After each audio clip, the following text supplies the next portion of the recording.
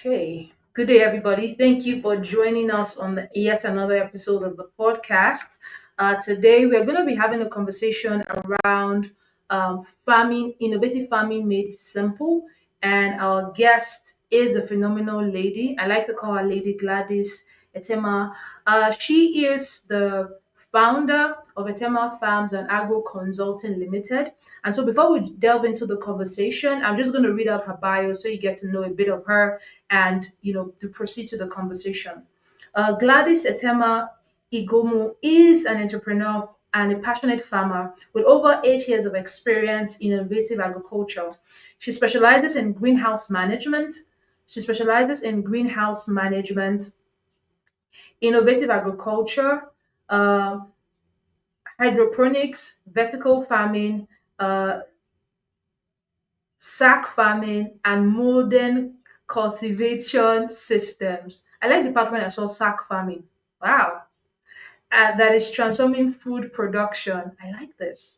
As the founder and CEO of Etema Farms and Agro Consulting Limited, Gladys is dedicated to an advancing global food security by promoting all year round crop cultivation, equipping farmers through training, capacity building, knowledge sharing, and expertise, and empowering communities to achieve self sufficiency through her work.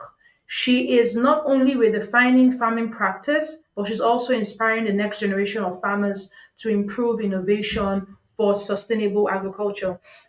So, guys, thank you so much for joining us today. I believe that today's session is going to be a very, very impactful and innovative session.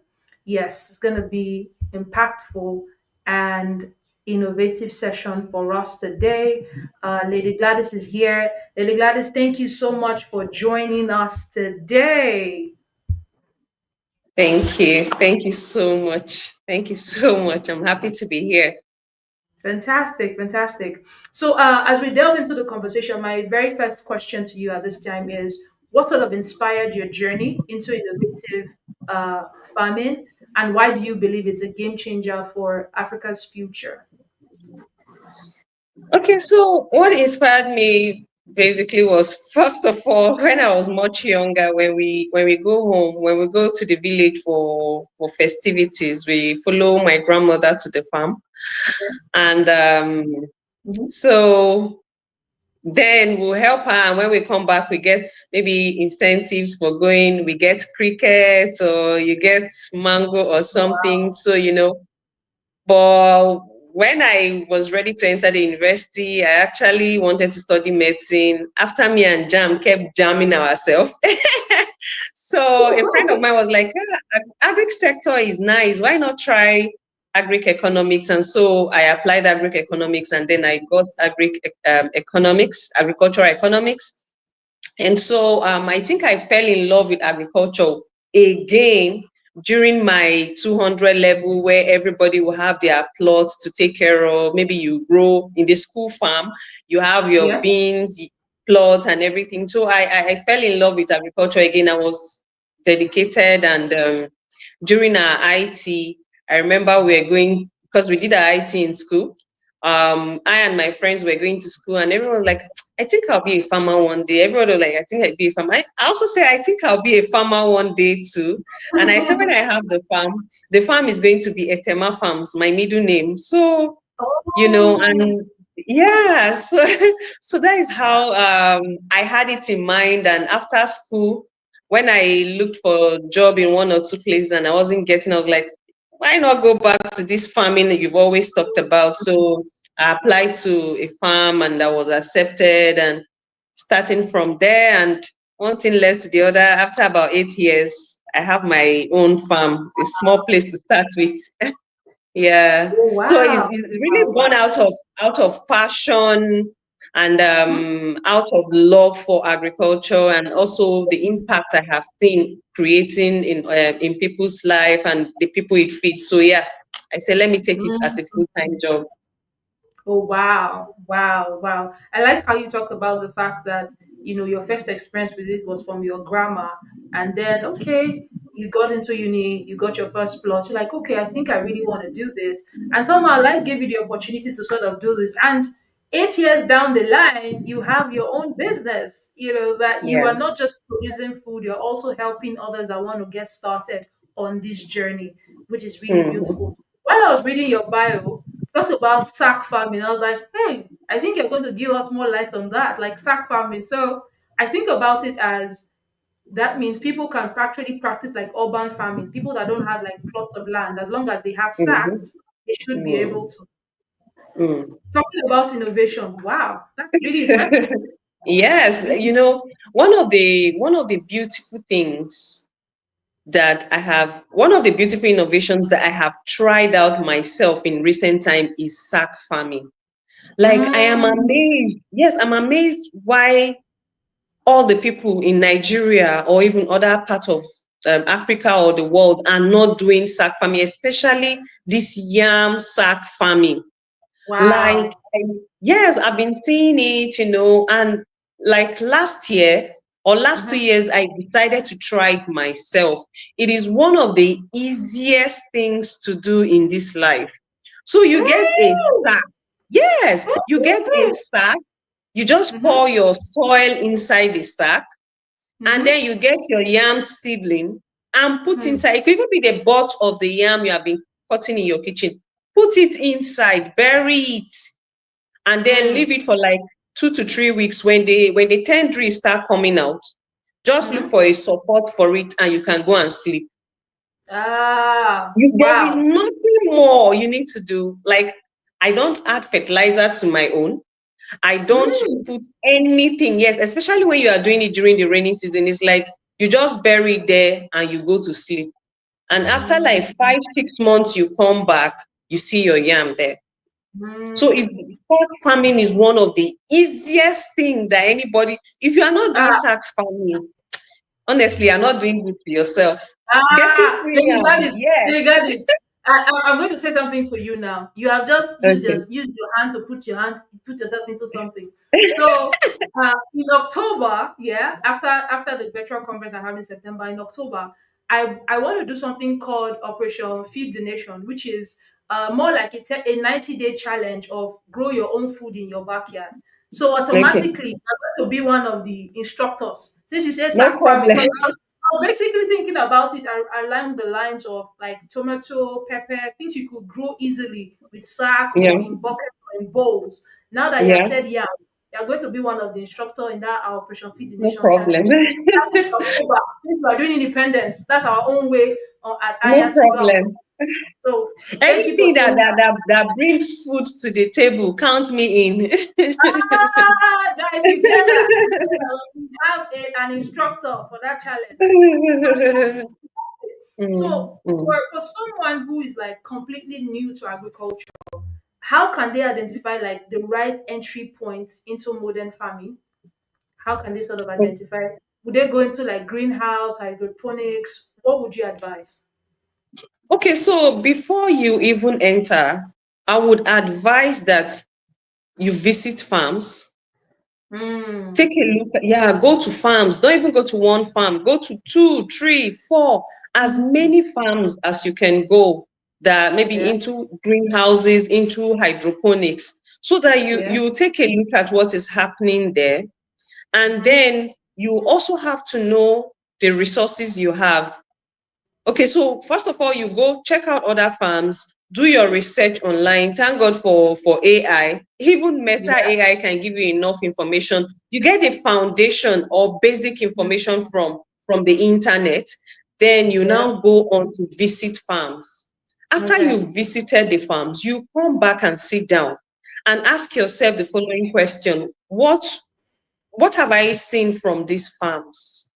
From Mm, what I have seen now, how much do I have to begin? mm, Okay, now that you've seen how much you have to begin, what kind of crop do you want to go in? Because as you are going to those farms to take tours, you're also asking questions. When you have yeah. done the basic, the preliminaries, you will now know, you'll be able to know what you want to grow, Mm-hmm, how much you have, the yeah. space you have, and Mm-hmm, what you really love to grow or what you will have the market for.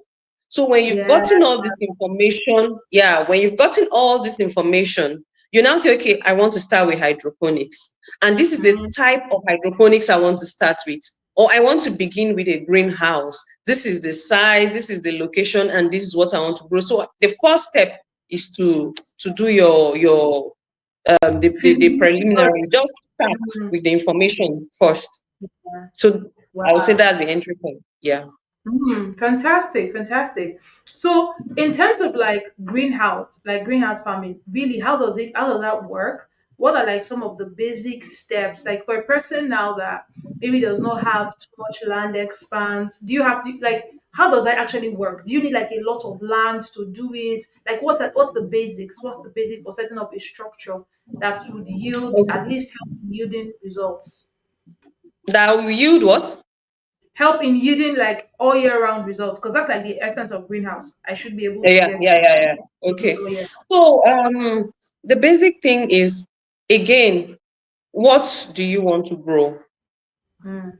And are you growing it for commercial, or are you growing it Mm. just for the family? So they are for every step you want to take, you have to ask yourself that question. So let's say somebody, the first example, somebody wants to grow just for personal consumption.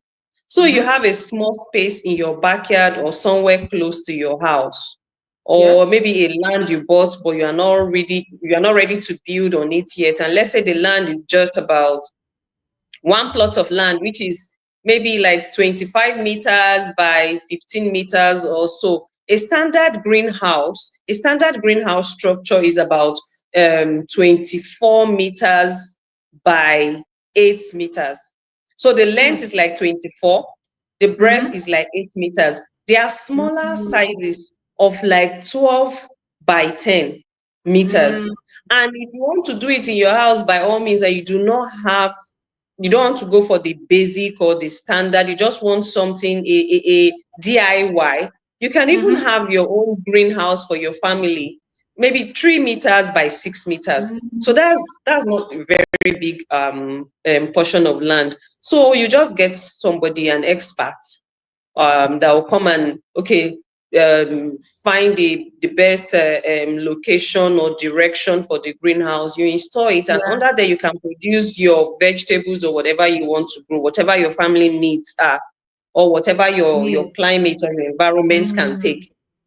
If you want to go into commercial, then what you now want to do is you want to know the size of the land, the topography. Is it close to your source of Yeah. market? Is it close to source of water? By the time all those things, your answers are yes, yes, yes. You can now determine the type of greenhouse you want to have, because there are different types of greenhouses. So you now go for the one that will be good for your climate. You go for the one that will be okay for the size and for what you want to grow. If you want to grow tomatoes, you want to go for a higher one, especially if you are going to grow like indeterminate tomatoes, those ones that grow Mm. very tall, like 12, Is 13 meters. Exactly. So you now, okay, this if I want to grow tomatoes, I have to go for longer ones. You are growing seedless cucumbers, you have to go for longer ones. But if it's just to do vegetables, you can now determine, okay, I can go for this one that is not so tall. Maybe like mm. lettuce, like parsley and all that. So everything you want to do, you have to know exactly what you want to grow, the customers and the location. When all those things is settled, basically the size of the greenhouse, the land, you need a flat surface. If your land is not flat, you have to maybe level it a little, or Mhm. those basic things. I hope I answered Yeah. your question correctly. Okay. Yes, yes, yes. I think there was a time where on Temu, I believe you noticed there's nobody in Nigeria that does not know Temu. There was a time in Yeah. Temu I saw like a movable greenhouse and I was like, ah, is this really possible? But just hearing you talk about the fact that somebody could do something 6 by 3 behind their house then makes me realize, okay, what Temu had said they were selling as a movable greenhouse was actually possible. Yeah, So it is. oh yeah, fantastic. So back to our sack farming thing. What's like a practical, low cost way a person can sort of begin that sack farming thing? Is it only for like yam? Can that be done also with like maybe pepper or tomato or something in the home? What's like a practical low cost way for that? Okay, so first of all, you can grow almost anything in sack. Yes, in sack or containers. I've seen where they are growing bananas, like big banana that have big bunches in containers. You can grow, yeah, all these agric type of oranges in containers. Those ones that do not grow very big and their roots do not spread very fast. So first of all, we have to have this mind that you can grow almost anything in a sack, and not because somebody else did not grow mango there and then you feel, oh, I cannot grow mango. If you open your mind and you can try it, anybody can try it and see that, oh, this is possible. But yes, basic things that people grow now, you see the yams, the potatoes, either sweet potatoes or Irish Irish. potatoes. You can grow ginger, carrots, peppers, tomatoes, onions, name it. Anything you want to grow, anything that can grow in the soil can grow in the sack. And in the sack, you can either use your normal soil, which is sand, or you can use any other grow media, cocoa Mm. peat or sawdust or whatsoever inside the sack. Oh gosh, Yes, please. You can actually I use know sawdust. cocoa peas. I know cocoa peas, but sawdust. Yes, you can But actually use sawdust has sawdust. nutrients. So that is when that actually when you are going to use sawdust or cocoa peat, you are now talking about hydroponics. Phonics, yes. Yeah, Okay. so hydroponics, you can grow in any Any medium, provided you yeah. have your water and your nutrients. You can even grow in gravel. Wow. Knowledge, they say, is Yeah. really power. Wow. Wow. Wow, that's really good. That's really good. So in your years of experience, because you have close to a decade of experience in the agricultural sector, hands-on, practical, right? What are some of like the biggest misconceptions that people have about hydroponics, vertical farming, and how can this be simplified or just demystified for first-time farmers? Okay, so the first misconception will be like, it's for people that have much knowledge about it. I mean, these things are high tech, cannot be understood by a normal person. I didn't study agriculture, all those things is a big misconception because anybody can do it.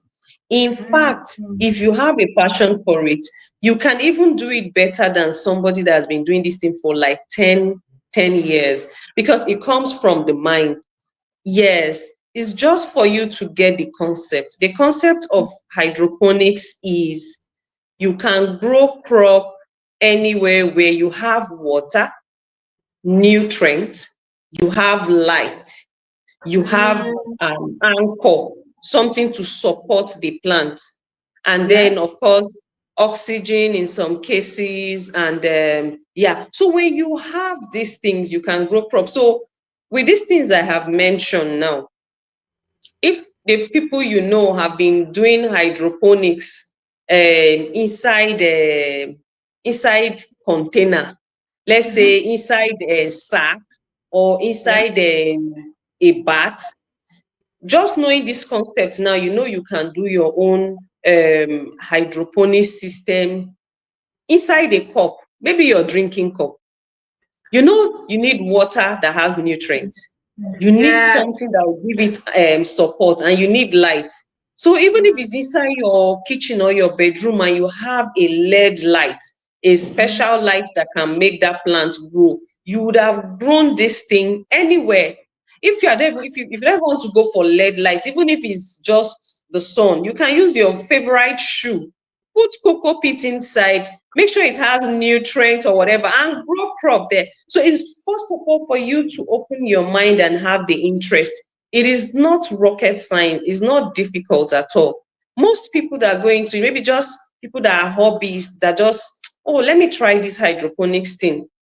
Mm-hmm. Before you know, they are already inventing new style. Those are the ones that even come to the sector and then start doing very well, more than the people that think, oh, I have been in this game, I studied this, I studied this. Because you Mm, think you know already, you will not want to just go out. But somebody that is just coming with, oh, let me try, will even do better. So one of the misconception about it might be too difficult, it's too techy, it's too mm, high tech.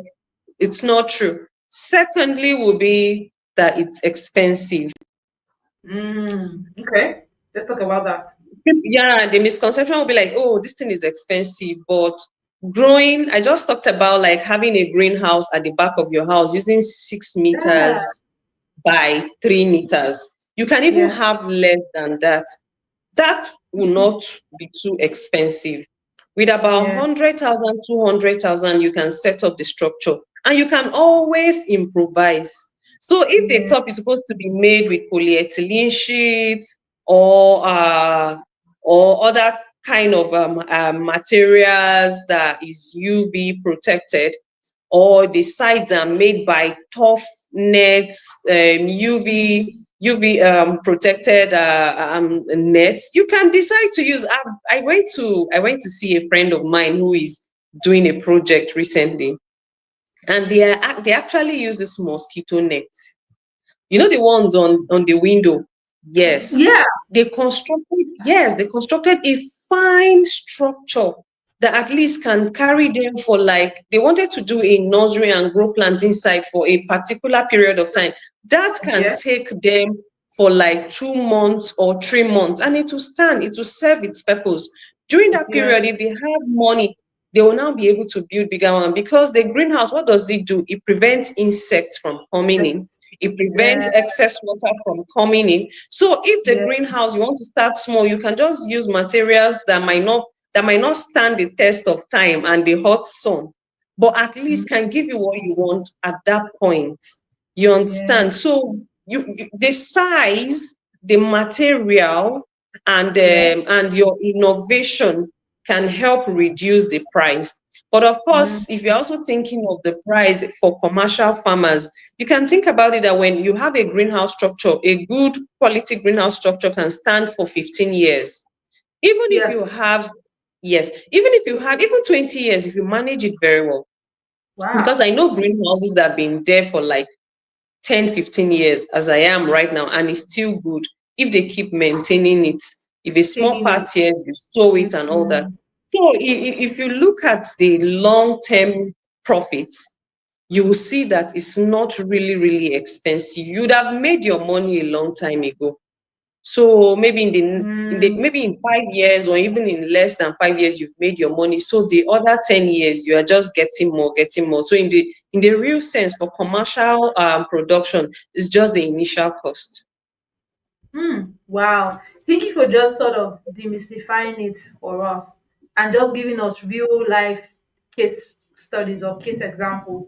Hearing that person Mm. using mosquito nets, I never would have thought about that or imagined that. Like, because people just be like, okay, it has to be certain specifications. If it's that, we can't start out, we can't. But now you've demystified it to say that from where you are with what you have, you can start and then make improvements over time.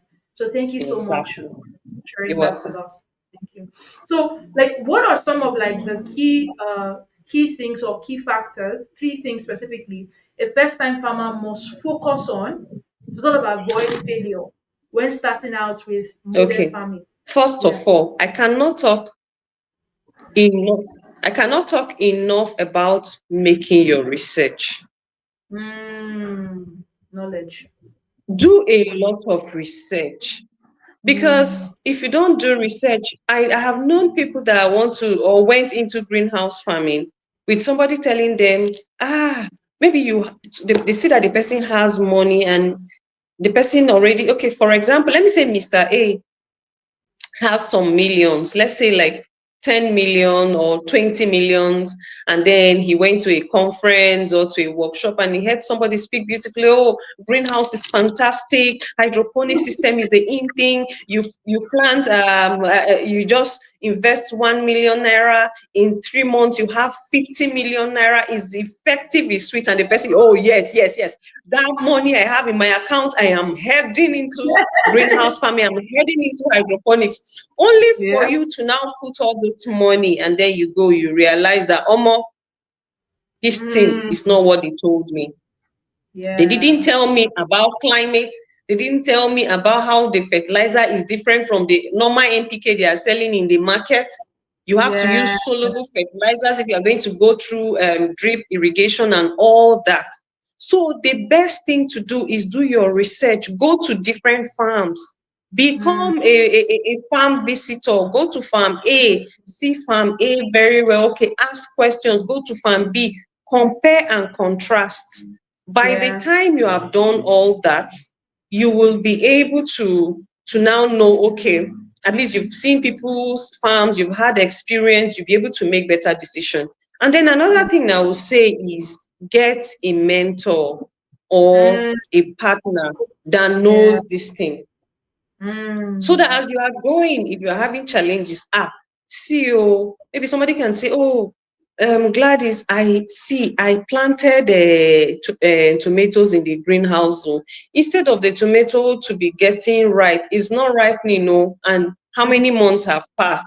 Instead of you thinking and experimenting and, doing it wrongly, I could say, okay, because I have experience in that area, I think maybe your sunlight is low. That is why the tomato is not ripening fast.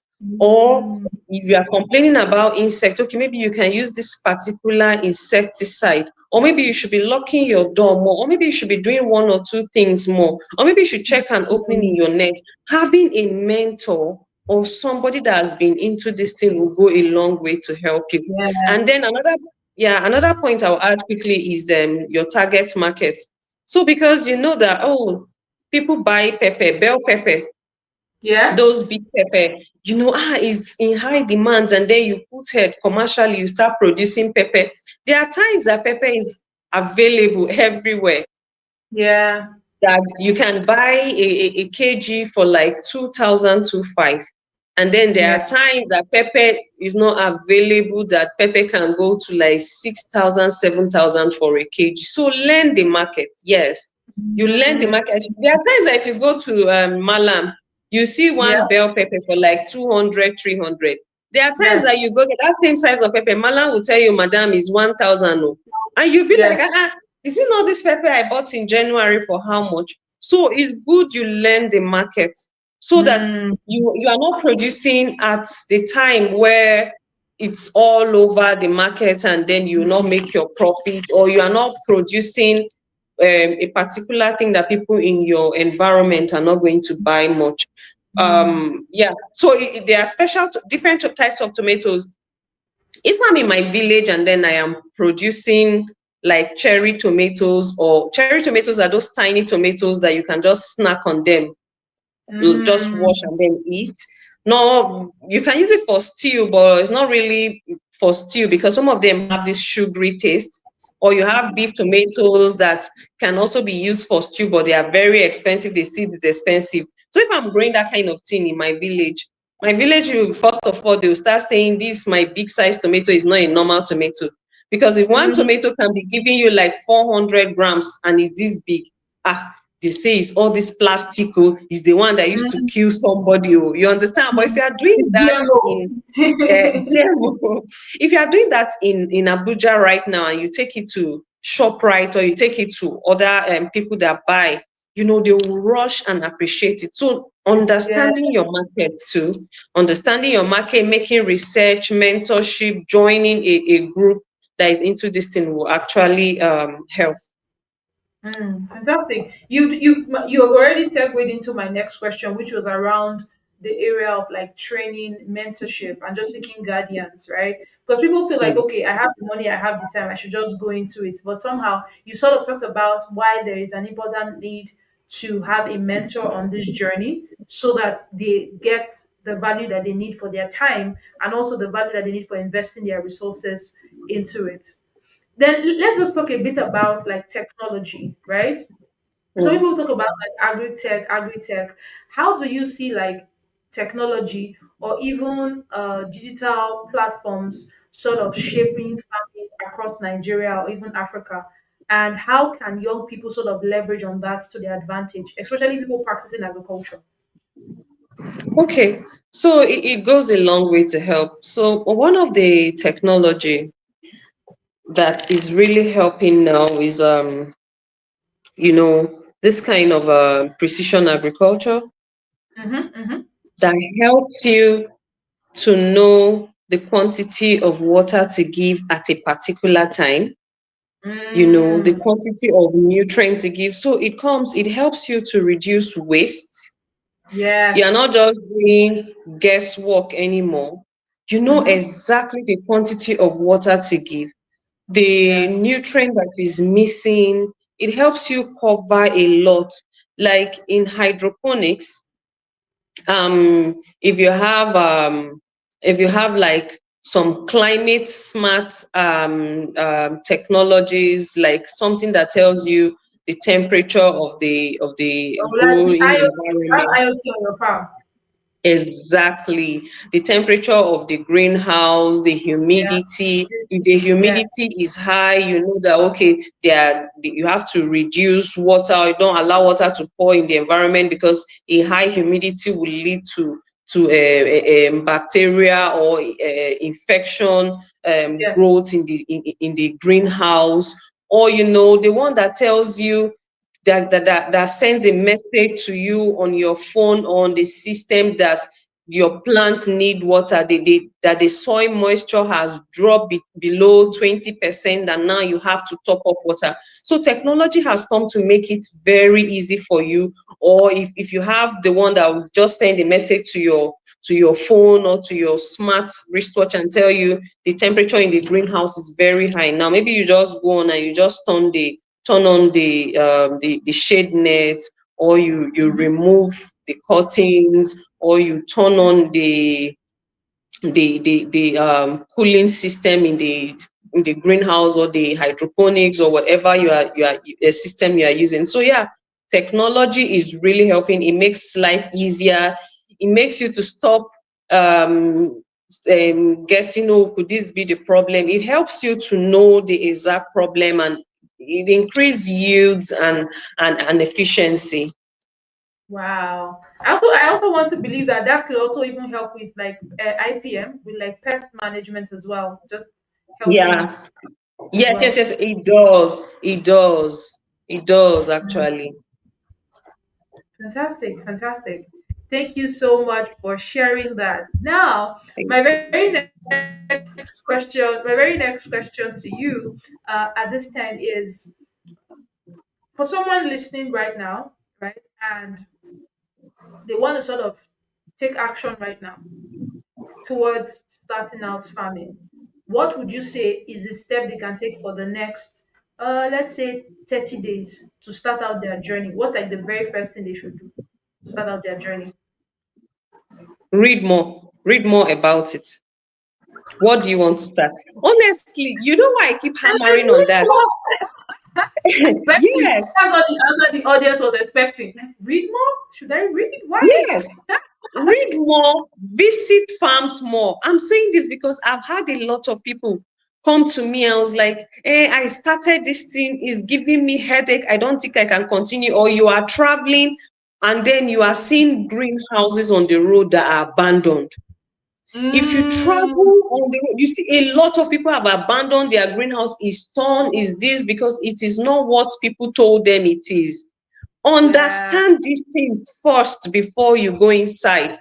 Even if you are going to have a manager, if you are going to have somebody that will manage it, please understand it first and then you make the right decision. So I would say, Mm, first of all, do your research, read more about it, visit farms, have friends or mentors, or pay people that will tell you more about it. Do trainings. Go and mm, train yourself first. The first thing is not to go and look for land. If you get the right training, if you get the right information, even the plot of land you want to use, you may want to change it. If you wanted to mm, have your greenhouse farm in Gwagwalada or in the north or in another part of Africa or something, after the training and information you get, you may see that if I have this thing here, the climate here is not good, or this topography is not good, or this thing is not close to the market. I have mm-hmm. worked in a place whereby we spend most of the money, the profit from what we are doing, to transport the produce to the market. So the, ooh, mm-mm. We were in production. Production was not actually the problem now, but selling the production was the problem because of where we were located. It now Mm, happened to fall within that period that the price of fuel and diesel skyrocketed. So mm, you are now spending millions to take your produce to to the the market. market. So when you know all of these things, when you've done your research very well, it becomes easier for you. That's why I'm hammering on the foundation.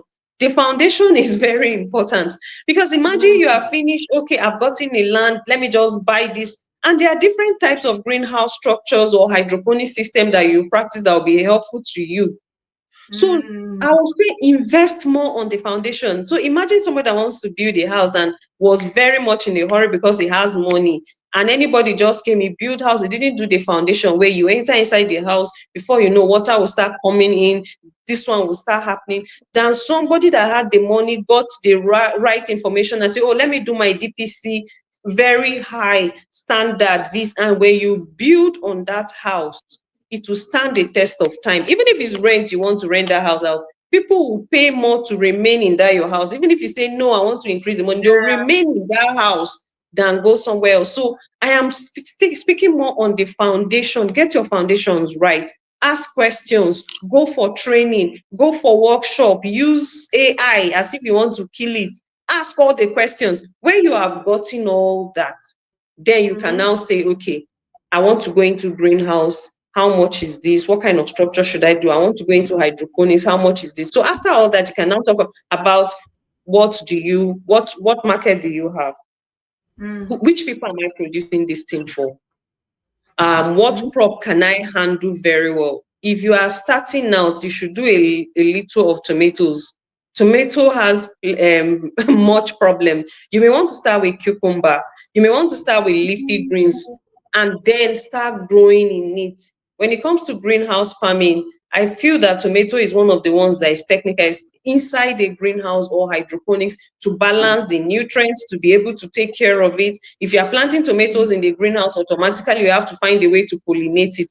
It's not going to be mm, open field that you just plant your tomato and go to sleep and then it will mm, start flowering. If you are not doing it in the greenhouse, you know you have to find a way to pollinate the tomatoes because they are mm, not in their natural environment anymore. mm. But if you are doing Yeah. something like cucumber, you do not have to worry about that. If you are doing leafy greens, you don't have to worry about that. So that is why you see me hammering more on research. But outside research, fine. You can now talk of your market, how much Mm, you have, how much you have to begin, and then what plans are you putting in place? Are you going to insure it? And then the person installing it for you, are they going to tie away? Because another thing that happens when the winds come, they it's like can that blow all scripture. your money away. The man went to build, that Bible says the man went to build his house in the sandy place. When the wind came, he took it away. Exactly. So I am seeing this thing with a passion because I have seen Mm, a lot within this yeah. period, within this 8 to 9 years. I've seen a lot. So anytime I'm talking about greenhouse or Yeah. latest innovations like hydroponics, I speak a lot on the foundation. If you get your foundation right, you save yourself a lot of stress. Fantastic, fantastic. So, for our audience listening to you right now, because your business also has the consultancy part of it, and they want to be handheld through this process. So, they don't want to second guess. They don't want AI to give them generic answers or in terms of like specifications. Yeah, AI is good. It gives you like generic, but based off of what you Yeah. said, there are some specifics that an expert Yeah. like yourself being on the field can then even foresee before it happens and just have a way to ensure that that is averted. You don't get to experience it. So for a person that wants to be handheld through the process, how do they connect with you? What do you have like a website? What's like the easiest way for them to connect with you right now so that they can be handheld in this process? Okay, so we're on social media, although my social Okay. media presence is very poor. Because Okay. the Is there a problem with website? If there's a posting. website, I can write the website on the chat. Is there a Okay, website? maybe I can just, okay, let's say our social media handle for Instagram is at Etema Farms. at Okay. Etema Farms. On Okay. Facebook, it is Etema Farms. Okay. Together. On LinkedIn is Etema Farms and Agro Consultancy Limited. Okay. Okay. Or you can even reach out to me personally on LinkedIn, Gladys Igomu. Okay. Fantastic. On Instagram too, Gladys Igomu. Our email address for the farm is etemafarms1@gmail.com.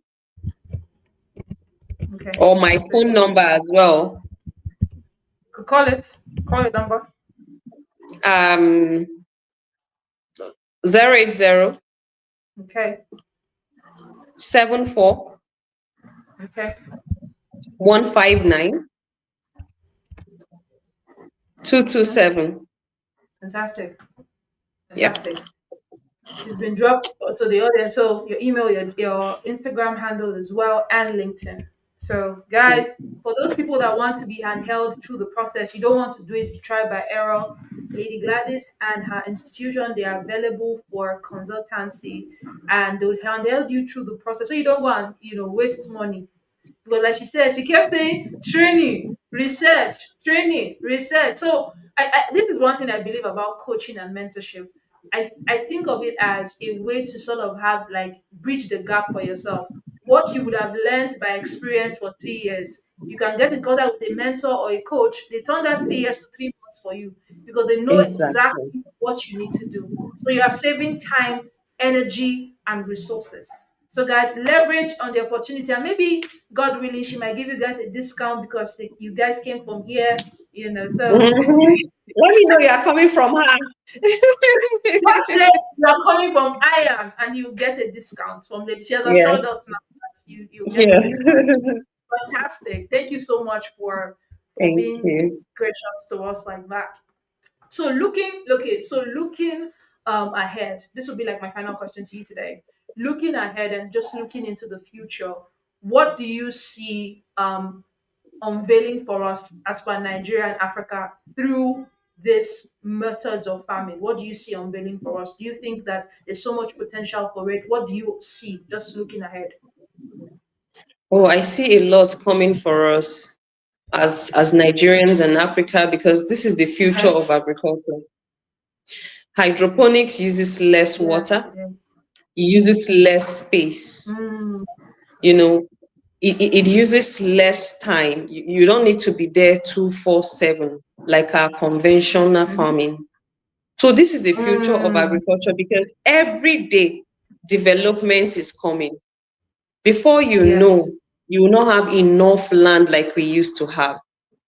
And of course, we now know Mm. that As well as in our farming, real estate people selling ex- everything, residential area selling everything, exactly, farming area selling. exactly. Yeah. And with Mm. the way hunger is going, we cannot be waiting for people in the village to be producing food for us. We Yeah. also in urban areas or semi-urban areas have to come into farming. And I'm sure Mm. most of us in urban area or semi-urban areas, you see that if you look around, you are not seeing land to farm. Yeah. So you have to embrace innovative farming systems like the Mm. stack farming, like the greenhouse farming, like the hydroponic system of farming, like the vertical farming. So in Mm-hmm. your compound, you can have your own way of producing food, not just for yourself, but for your neighbor. So if you Mm. have 1 hectare of land and you are producing through greenhouse or through hydroponic system, you are going to have tons of food from your farm, Mm. even though it's that small, compared to just growing in the soil. Because now it's more efficient, you are using less water, you use less labor, you use less space. Yes. So it is the future of agriculture. I'm seeing a lot of people already putting it into practice. We have people that come to maybe call us, okay, come and train the people working in this organization, or come and train the women here on innovative farming, and they are practicing it. And now Mm. in urban areas, you can grow your yam. Like I have a sack of yam, over 110 sack of yams in my farm right now. Oh Yes. my God. Yes. And so it means that in the next 1 to 2 months, I'm going to be having more than 200 tubers of yams. Because Ah, the that's last one I did, yeah, most of the yams, we did Fakisa and Boss last year. That's the variety of yam we good. used. They were coming out two, three, two, three. So if In I'm the having sack. like 100, mhm, some of the sack were torn and the yam started growing in the soil.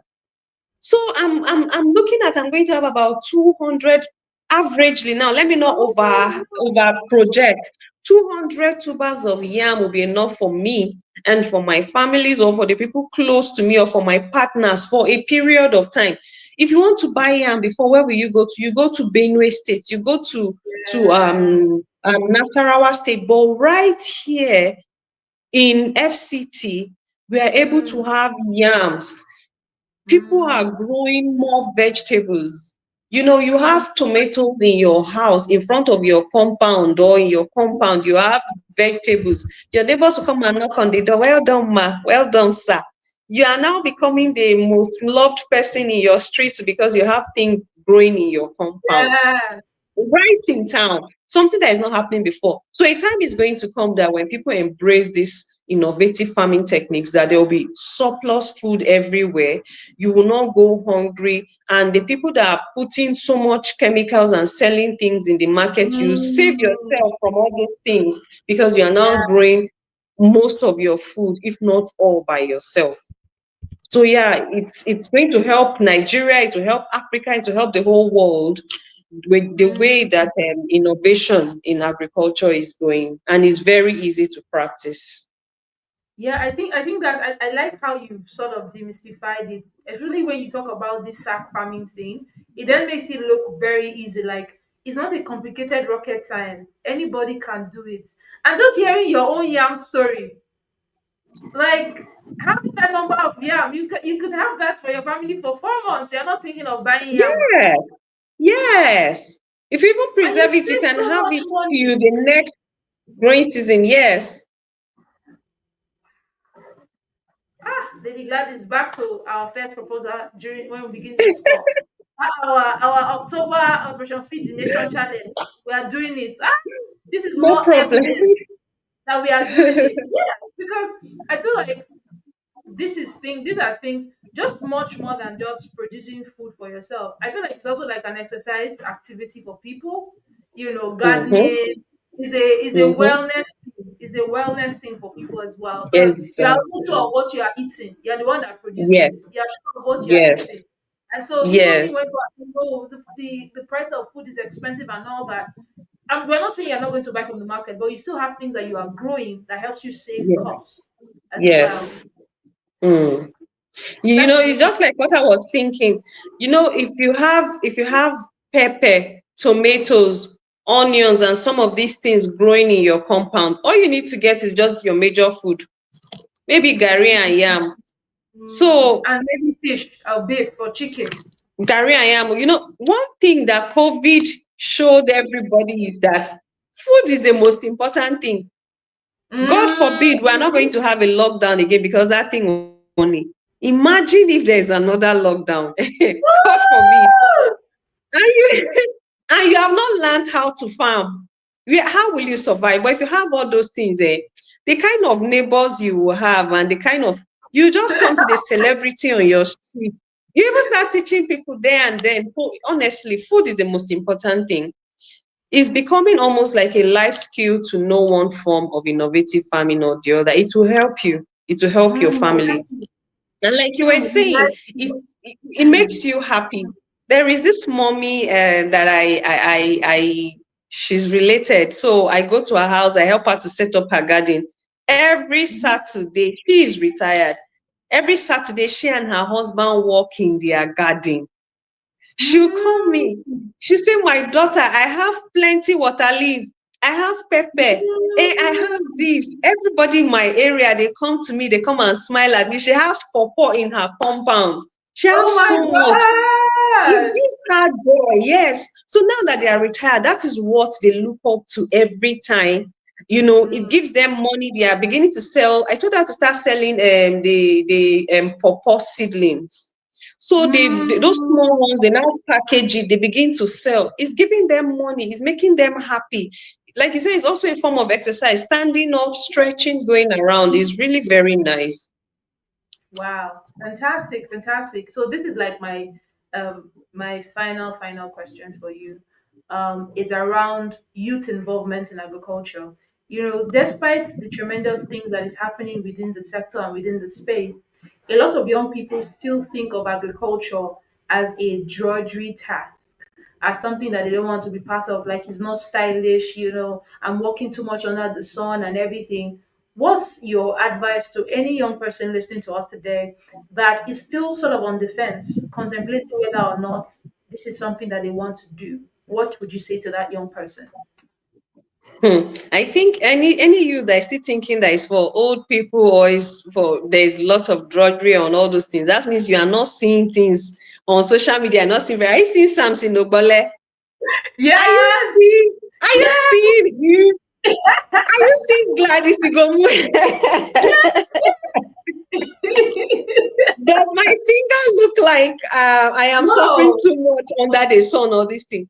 Of course, to be realistic, there are times that you have to be under the sun, even if you have greenhouse or hydroponics, but it's a lot less stressful, Mm, honestly, because you have irrigation system. When you are going to innovative farming, you have irrigation system, you true. have hydroponics system that Mm-hmm. makes life easier for you. If I'm going Yeah. to the farm, I can wear white shirt. In fact, I love to wear white shirts. You know, Mm. we have a program we call Agro Spark, where Okay. children from secondary school they come to the farm to come and see what we are doing. Most of Oh, the wow. times, any school that come, the first question will ask them, "How many of you want to be farmers?" They'll be like, maybe inside all these 50 students that have come for Agro Spark or excursion, maybe like Mm-hmm. 5 people or even less. But by the time you have taken them around, they've seen greenhouses that you don't need to be walking all the time. You can say, okay, you want to walk in the early mornings or in the cool of the evening, or you are seeing hydroponic system that is running itself. Either you are using Yeah. electricity or even if it's standing alone, and they have gone round to see the kind of beautiful things that is coming from the innovative farming system or a vertical structure. At the end of the day, how many of you want to be farmers? Almost everybody wants to be a farmer. Mm. So farming is no longer like it used to be. You can have it in your house. You can have it in close to your the place you are living. You can have your backyard farming. That when your friends come to your house, they'll be like, what's on your fence? You be like, it's my yam, and they see the yam. Mm. They'll be like, wow. So farming is now easy. But the truth is, no matter how it's easy, you have to put in a lot of work or some work or dedication. You can even be Yeah. farming while going to work. I have some people in the ministry that have done work, some work, and they're like in the ministry that one of the job opportunities that you or something else you can do to add to your job that is allowed, that is not illegal, is farming. So if the Mm. government has given us this hand that farming, even if you are working in the government, you can still farm. So what is stopping us? Like the sack we are talking about, plant your sack. If you want, travel and come back. You are not giving it water, especially if it's during the raining season. Have your Mhm. vertical farm structure that you just attend to maybe like 2 or 3 times in a week, even if you are not always on ground. So hydroponic system does not always require you to be there. At least you can check one or two. If you now digitalize it, it's something that you can be in your work or any other place and use your phone to check what is happening. So technology has made it easy for us. So there is no more drudgery like it used to be. It's easier now. So please, you to go and check. It's very easy. You see that people are cashing out. There is real money in this thing, and you too can do it. Fantastic, fantastic. Thank you so much, Lady Gladys. It's been such an insightful, enlightening, and interactive conversation with you today. Thank you for just sort of demystifying the things around agriculture and just letting us know that it is possible to start out from where you are with what you have. Don't think of starting out and saying, "No, I need to go and buy 100 by 100 or 100 by 50 first." You can start out from from the side of your house by your fence. Yes. Even if you don't have fence, In your balcony, you can have sack. So right now, there's when you're talking about you can even grow it in a cup, grow it in a bowl, grow it in a bucket. So there's no In your excuse. favorite shoe. Oh my God. Guys, there's no excuse to not participating in agriculture Yes. because, like she Mm-hmm. said, every one of us needs food. Food is an essential commodity. And guys, also look Mm-hmm. forward to our October Operation Feed the Nation challenge. Lady Gladys is going to Mm-hmm. come back and come to teach us how to specifically do these things, right? Because she said we need to get knowledge. So we'll not just run with this Mm-hmm. one. We're going to get Mm-hmm. specific knowledge on how to go Mm-hmm. about that. Thank you so much, Lady Mm. Gladys, for the work Thank that you you. do with your farm. Thank you, thank you, thank you so much. Because I was saying to you backstage before you came in, I was saying like anytime I see a person that is doing agriculture hands-on and they've been in the space for over 5 years, they're getting results. I also know that there are also challenging times, that comes Yeah. with business. Yes. But for you have been Yes. able to see it through and you're doing Yes. tremendous work with your business and also helping others start out, that's something that is worthy of commendation. And Mm. whether you know it or not, I would like to say to you that you are a beacon of hope and inspiration to our generation and even the next. See, you're using your story to help us see that, it is possible for us to do it with what we have. We can start out and then grow. So thank you so much for coming on the podcast today. Thank you. Thank you for having me. Thank you so much. Fantastic. Thank you guys. So guys, please do like, share, subscribe, and share with your network so we can have this information spread across to much more people online as well.